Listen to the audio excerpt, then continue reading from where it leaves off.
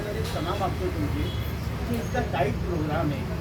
त्यामुळे काय आपल्या सगळं घरच्यासारखे आम्ही कुणाला पण नाराज करू चाहत नाही. प्रत्येकाच्या मनातल्या भावना ओळखतो म्हणून आज आपण इतके ज्या प्रोग्राम अरेंज केलं आणि इथे एकत्र झाले तिथे आपण सगळ्यांना 2-2 मिनिटं जरी केले तरी 50-60 मिनिटं इतक्यात जातील. आणि मग काय होतं की आपण एक दिवसाला प्रेमळ आहे. बाकी सुद्धा बाहेरचे काही लोक ना त्यांना काही तर ते त्यांचा जन्म कुठे झाला आणि बारसं कुठे झालं हे तुम्ही तर प्रकाश केले ओळखतात सगळे हजर आहे. आपण कुणाला ऐकवा मग लोक ऐकणार नाही ते पण चुकीच होतं. म्हणून त्याच्याकरता सगळ्यांना वेगवेगळे व्यक्त करता वेळ दिला नाही.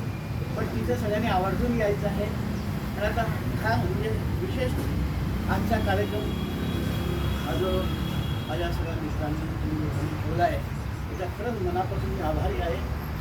आणि बरेच काही बोलले आहे पण ही गोष्ट त्याच्यात काहीतरी सारांश आहे नक्कीच आहे की मला मित्र काय लक्षात घ्या आपण प्रवासात जरी निघालो त्याच्या बोटीमध्ये कोणी बोलायला असलं तर प्रवास काय कधी जातो आणि कोणी छान भेटतं तर वाट निघून जातो.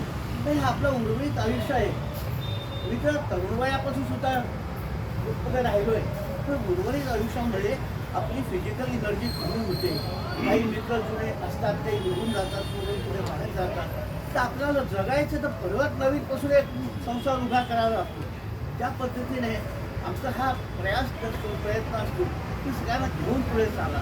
आपण 10 लोक म्हटले की कोणाचा चुका होणार कोणाचा स्वभाव वेगळा असतो तर त्याला आपण त्याच्यातला कसं घरातलं कुणी बोलत नाही दुसऱ्याला समजून घेतो कुणाला राग येतो सोडून देतो अशी ही भावना सगळ्यांनी ठेवायची.